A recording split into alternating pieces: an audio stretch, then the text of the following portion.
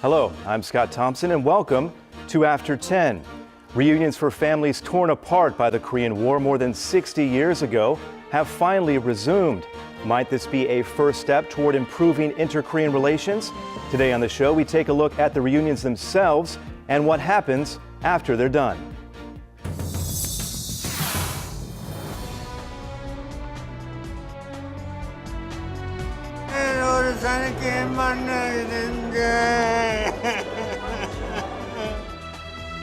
More than 70,000 members of separated families are still alive today in South Korea, all living with the emotional wounds that have gone unhealed since the Korean War more than 60 years ago.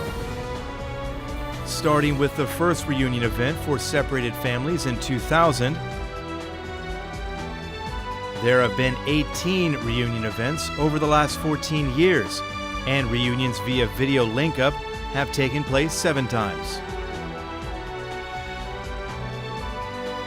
It had been 3 years and 4 months since the last reunions took place until this week.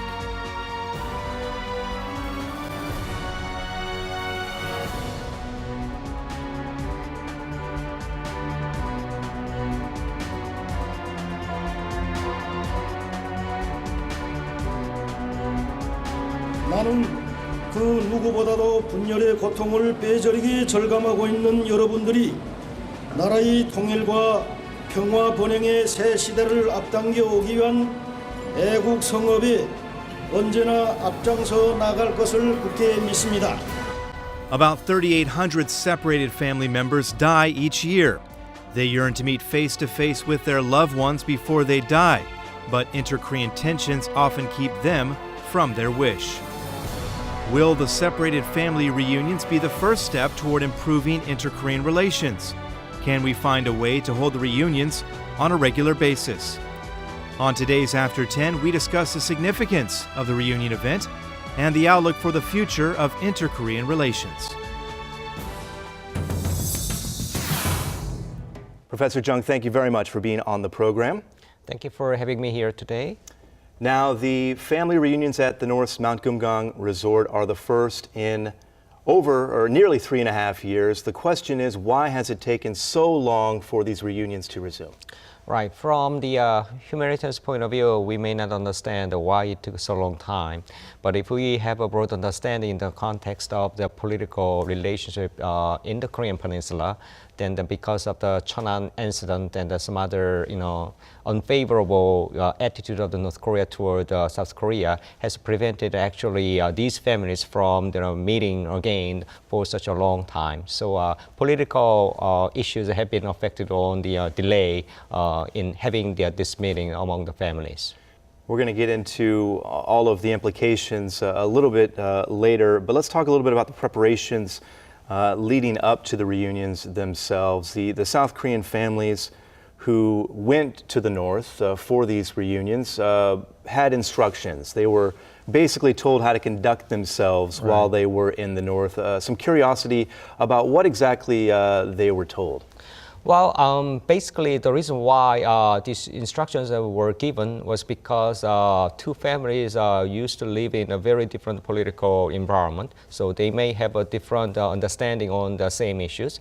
So basically, South Korean government gave instructions to to the families, saying that you are not supposed to trigger some of the unnecessary political issues. They might be sensitive to North Korea.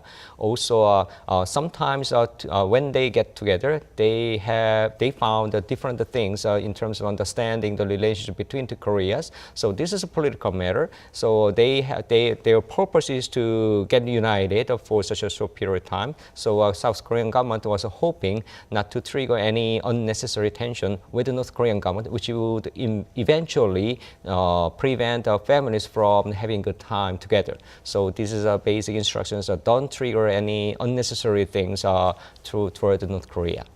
We, of course, know a lot about the South Korean participants in these reunions. What do we know about the North Korean people who are taking part? Well, North Koreans, some of them used to be, we say, captured by North Korea. There is a possibility, even if South Korean government said that it's better for families not to raise that issue. But there are different groups of the families. So from political point of view, North Korea might consider what type of the North Koreans would be sent to meet the South Korean families would give some sort of political signal to South Korea, so that they might discuss some of the related issues later with the South Korean government. In terms of the reunions themselves, what we're seeing this week and early next week, how is it in any way different from what we've seen in past reunions? In terms of the format, I would say that generally speaking, it looks similar. So families gather together and they spend some time together. They have a good time, and then but in terms of the context, I think I see a lot of differences. North Korea has been playing a very difficult card toward South Korea. They sometimes say that we might cancel the meeting, and then they suddenly change their position that actually we are ready to engage in these discussions. That has come from the general attitude of the North Korea towards South, especially from the early this year. North Korea suddenly started to say that we are ready to engage the dialogue with South Korea. I think that is related to the changed landscape, political landscape in Northeast Asia toward the issues on North Korea, especially changed the attitude of China. So in other words, from the North point of view, they used to rely on China to some extent whenever they wanted to deal with Korean Peninsula issues. But as we all know that China's attitude has been a little bit changed. They started to emphasize, we are not allowed North Korea to have nuclear weapons. So that has affected on the, general attitude of North Korea. They cannot solely rely on China. And then I don't think there has been much change, many changes between the North and the United States. So from strategic point of view, from the political point of view, in North Korea, it started to think that, okay, it's time for us to talk to South Korea so that we can give some sort of good signals outside, and then that will, give us some more opportunity to engage in other countries to get the aids and other benefits, not only from South, but also from other countries as well. Another difference here is time. Time is running out for these people who are waiting, of course, to meet with their loved ones that they haven't seen in more than 60 years. Many of these people are in their 80s or some even in their 90s. President Park this week pointed out that some 3,800 separated family members died last year. This is a human rights issue. It has been nearly 3.5 years now since the last reunions. What needs to be done to make sure that these reunions are held more regularly? Well, basically, two Koreas really need to understand that these families must meet very quickly, because as you just mentioned, that many of them are getting very old. So as a human being, it's a simple thing. As a human being, we just simply want the two families to get together, right? There are different ways. It will be good if they can get together physically. And then if it is not possible, then the two Koreas needs to engage in discussions on the different format, like video conferencing or teleconferencing or changing letters or even changing emails. Any possible means that would only facilitate some of the communications between the families in South and North. So I hope that both Koreas would be more serious about talking about the different type of communications if a physical meeting would not be difficult. Would be difficult. Considering what we've seen recently, are you hopeful that these will become more regular? We'll see more in the near future. I'm cautiously to say that yes, I'm positive. Cautiously optimistic. Yeah. One of the things that might make some people pessimistic is the joint military drills between South Korea and the U.S. They are scheduled to start on Monday, the 24th. The North, of course, condemns these year in and year out, threatens to cancel things like reunions should they go on as planned. The North this time did agree to hold the reunion event despite the drills going ahead as planned. The question is why? Why did they go ahead? It looks very odd from our past experience about North Korea. Usually, we would think that the North would not allow South Korean, government to send the families to meet the families of North in this situation.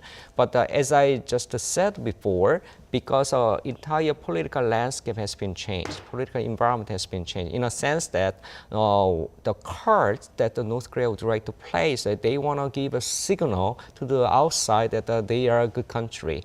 There is a possibility that North Korea would be sanctioned again because of their misbehaviors, not only in the United Nations, but in other formats. So in this sense, maybe the most important interest from North's point of view is to give a signal that actually we are ready to engage in these humanitarian issues, even if we are concerned about some of the hard issues, but we can be flexible. So North is hoping to give the signal outside. They took a look at the landscape and said, we've got to sort of move to the center here a little bit to make sure that we get what we want. The question is, what happens on Monday when the drills do begin? Do you expect the North to come out and make some of these statements that we've seen in the past, or to maybe even do something as drastic as cancel the reunions? Well, you are asking me about all possible two scenarios. Either way is possible. So if North Korea would say so, then I would think that even if they would think that they would give the enough signals to outside that we are ready to engage in these humanitarian affairs. Then if they say that we don't like that, meaning that but they want to also emphasize that we are not give up nuclear weapon anyway, things like that.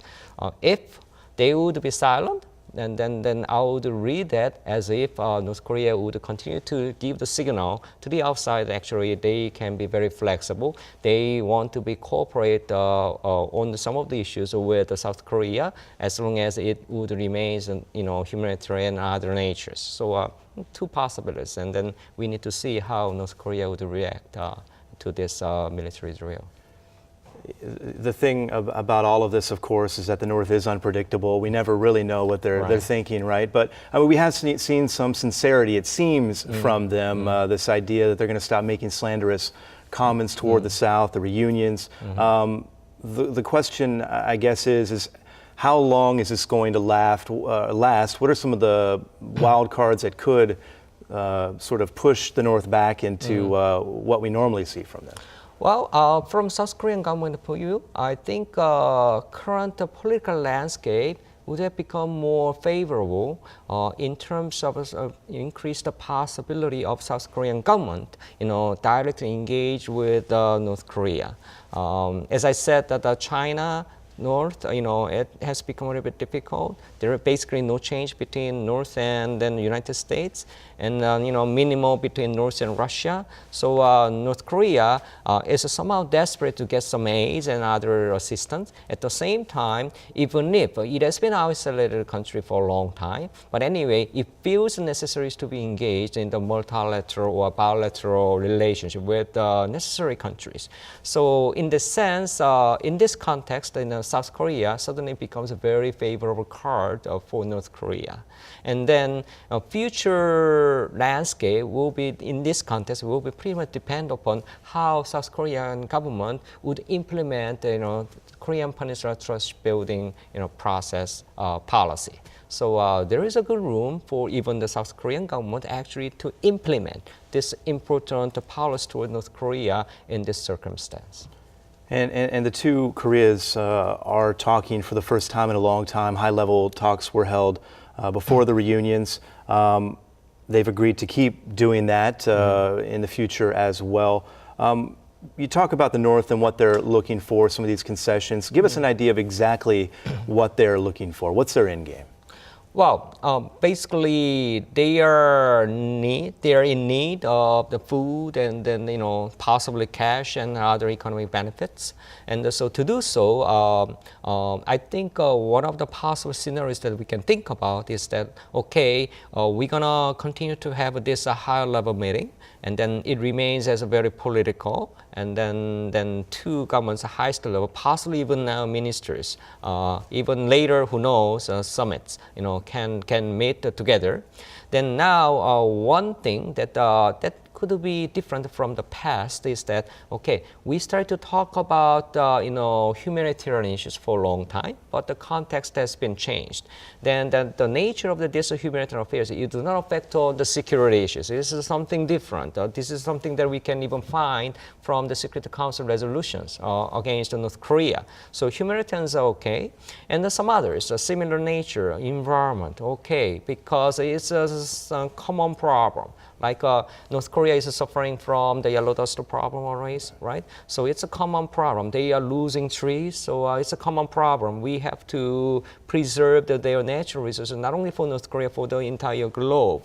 So there are several issues that North Korea would feel still comfortable in engaging. So I would cautiously expect this high-level meeting will generate some other, area-focused meetings. Humanitarian, like family union, would be one, and something like environment, something like others, right? And so that it generates some other political and economic dialogue channels. I think if we utilize this kind of approach, then it would actually help both Koreas to know each other more and to find more room to engage each other. That will definitely contribute to building the peace and trust in the Korean Peninsula. Taking some of these baby steps, building some momentum, and then maybe getting to the bigger issues. Let's talk about those bigger issues. The North wants the May 24th sanctions eased or removed completely, of course. They want tours to Mount Kumgang, the resort there, resumed as well. How far apart are the two Koreas on these two big issues? Well, these two big issues, I would say that, depending on the political sensitivity, right?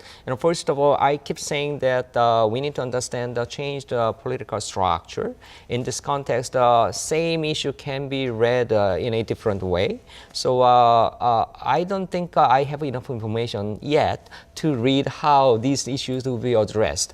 But anyway, my general estimation is things can be discussed in a more favorable way if Korea is ready to engage in a dialogue. And I'm implying that even the very serious issues such as nuclear weapon issues can be discussed, not in the short term, but in the long term. So we are in the process. The issue is which block we're going to give a priority in terms of, making issues, between the Koreas now.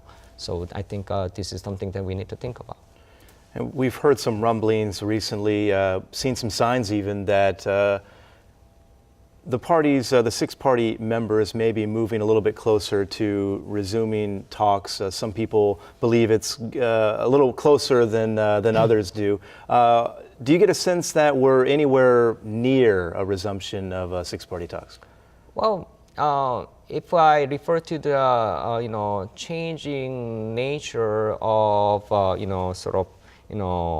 changing environment in Northeast Asia toward North Korea issues, and then we can talk about some increased possibility having the six-party talk. But here, in the context of six-party talk, I think two critical countries are important. That they are United States and then China.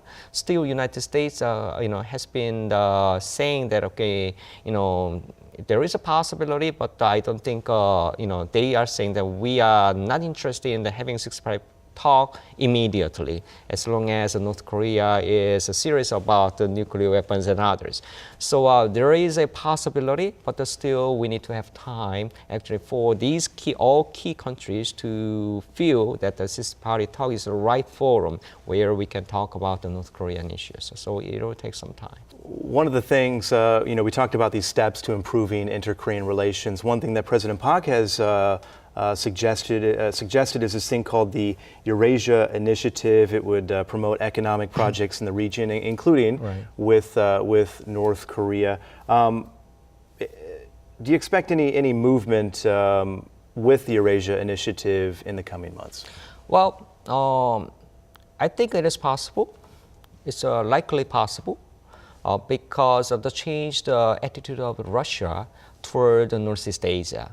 So recently, we have noticed that Russian President Putin changed his policy by giving more emphasis on Northeast Asia that is related to their natural gas business. So in other words, Putin has more interest than before in the building pipeline so that they can sell their natural gas to China, and then naturally North Korea possibly, but more importantly, Korea and Japan.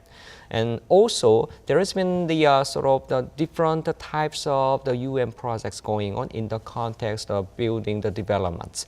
We sometimes call the UNDP's GTI project that actually has been developed for many years in around North Korea. So which focuses on building the infrastructure, also helping their governments to build plans to develop their economy in those sub-regions. So there have been some of the signals where we can think that, okay, this Eureka Initiative can be implemented.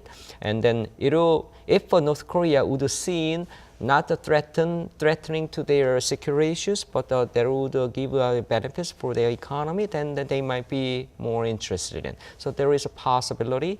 Also, there is another possibility that even South Korea is hosting many important development organizations in a broader context, such as the Global Green Growth Institute and the Green Climate Fund, and even UN ESCAP sub-regional office in Songdo. So we have even many UN organizations or other international organizations which might be able to engage in this broader dialogue so that it can provide some sort of safer political infrastructure to North Korea, who would feel that, okay, I'm ready to engage in this type of the initiatives. And all of this fits into President Park's trust building process on the peninsula. In talking about the Eurasia Initiative, I guess in a greater context with this trust-building process idea here, where do you see things going in the coming months? I know it's hard to predict, of course, when talking about inter-Korean relations, but if you were to predict how things are going to progress, what would you say? I cautiously expect that things would be implemented in some fashion. We are talking about some possibility of starting to building the DMZ Peace Park. That has been one of the flagship project by the Park Geun-hye government.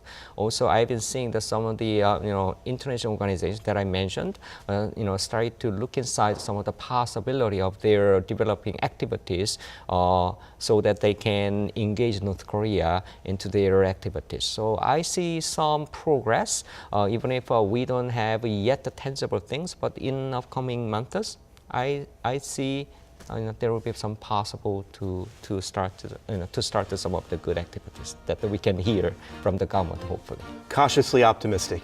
Yes. These are, of course, very complicated topics, also very interesting topics. Professor Jung, thank you very much for being on the show and providing your insights. We appreciate it. Thank you.